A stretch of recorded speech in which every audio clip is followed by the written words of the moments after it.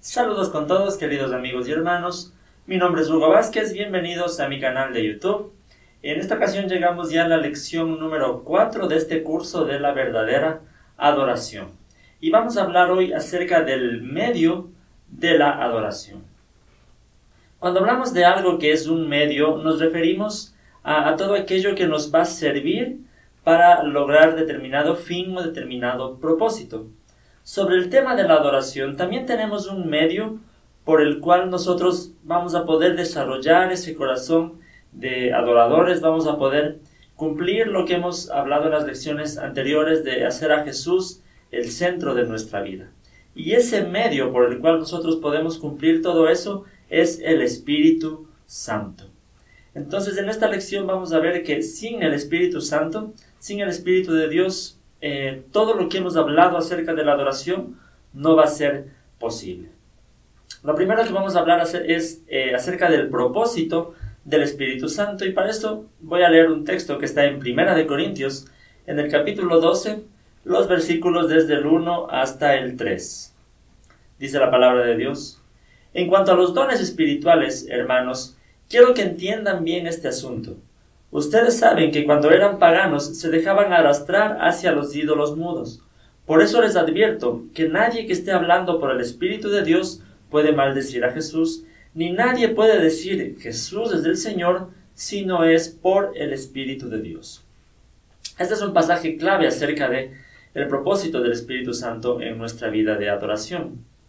En el contexto de este pasaje, Pablo está hablando de los dones espirituales y Pablo presenta un contraste entre la antigua vida que tenían los corintios cuando servían y adoraban a sus ídolos, ya que como paganos, dice Pablo, se dejaban arrastrar hacia los ídolos. Ese término arrastrar se puede usar también para hacer algo como por obligación. Es decir, lo que Pablo está diciendo aquí es que antes de conocer a Jesús eran de alguna forma esclavos de sus ídolos, esclavos de la idolatría. Y es muy probable que en estos cultos paganos en ocasiones se maldijera a Jesús verbalmente. Pero Pablo dice que ahora que ya son cristianos, ellos en cambio deben reconocer con sus labios que Jesús es el Señor. Y como ya hemos visto en las lecciones anteriores, reconocer que Jesús es el Señor no se trata solamente de decirlo de labios para afuera, sino se trata de hacer a Jesús el centro de nuestra vida, hacer a Jesús el dueño de nuestra vida. Y como dice Pablo aquí, eso es solamente posible con la intervención del Espíritu Santo en nuestras vidas. Necesitamos del Espíritu de Dios que nos capacite para poder hacer esto, para poder lograr esto, que Jesús en realidad sea el Señor de nuestras vidas. Podemos ver en la Biblia entera y en este texto que hemos leído también que el propósito del Espíritu Santo precisamente es glorificar a Jesús. Por eso una verdad muy importante es que nuestra adoración no debe estar centrada en la persona del Espíritu Santo. Nuestra adoración debe estar centrada en Jesús, y es el Espíritu Santo el medio por el cual nosotros podemos adorar a Jesús y hacer de Jesús el centro de nuestras vidas. Bien, y la manera en que el Espíritu Santo nos ayuda para lograr esto es algo que nosotros conocemos como la llenura del Espíritu Santo. Y vamos a hablar un poco acerca de qué significa esto de la llenura del Espíritu Santo. Y para eso vamos a leer un texto muy importante que está en Efesios, capítulo 5, los versículos desde el 18 hasta el 20. Dice: No se emborrachen con vino que lleva al desenfreno. Al contrario, sean llenos del Espíritu. Anímense unos a otros con salmos, himnos y canciones espirituales. Canten y alaben al Señor en su corazón, dando siempre gracias a Dios el Padre por todo, en el nombre de nuestro Señor Jesucristo. En este texto encontramos lo que es la clave de la llenura del Espíritu Santo. Y Pablo nos presenta aquí un contraste entre embriagarse con vino, lo cual nos da una idea del control que ejerce sobre nosotros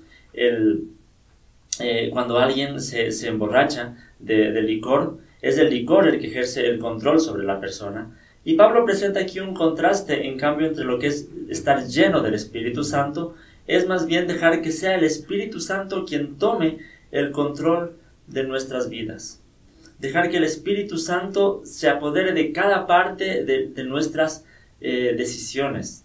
Es decir, la llenura del Espíritu Santo no se trata de cuánto tengo yo del Espíritu Santo, sino se trata más bien de cuánto de mí tiene el Espíritu Santo, de cuántas áreas de mi vida estoy dejando al control del Espíritu de Dios. Eso es ser lleno del Espíritu Santo. Y esto va a dar como resultado un fruto en nuestra vida. Esto es lo que nosotros conocemos como el fruto del Espíritu Santo. Esto está en Gálatas 5, el versículo 22 y 23. Dice, en cambio, el fruto del Espíritu es amor, alegría, paz, paciencia, amabilidad, bondad, fidelidad, humildad, dominio propio. No hay ley que condene estas cosas. Es decir, el resultado práctico de vivir una vida llenos del Espíritu Santo es que se va a reflejar en nosotros el fruto del carácter de Jesús. En este pasaje Pablo nos está explicando que el fruto del Espíritu son aquellas virtudes que conocemos que también tuvo Jesús cuando estuvo aquí en la tierra. El amor, la paz, la paciencia, la amabilidad, la bondad, la fidelidad, la humildad, el dominio propio. Todo eso es el resultado de vivir una vida llena del Espíritu Santo, de vivir una vida guiados por el Espíritu Santo, de vivir una vida dejando que sea el Espíritu de Dios quien nos lleve a dar la gloria a Jesús, a dar la gloria a Cristo. Entonces el Espíritu Santo es el medio de nuestra adoración. Dejemos que sea el Espíritu de Dios el que desarrolle en nosotros ese corazón de adoradores. Y que podamos mostrar una vida que refleje el carácter de Jesús. Bien, eso quería compartir con ustedes en esta lección. Les doy las gracias siempre por estar pendientes. Si tienen dudas, comentarios, pueden dejarlo aquí en la sección de comentarios. Para estar pendientes del resto de lecciones, no olviden suscribirse a mi canal. Solo denle clic en suscribirse y estar pendientes de más cosas que estoy subiendo que pueden ser de edificación para su vida. No olviden buscarme en mis redes sociales, en mi página de Facebook como Cibersaulo, mi blog personal cibersaulo.net, donde hay este material en texto, más cosas, más recursos para la vida cristiana. Y como siempre, les doy las gracias y que el Señor les bendiga.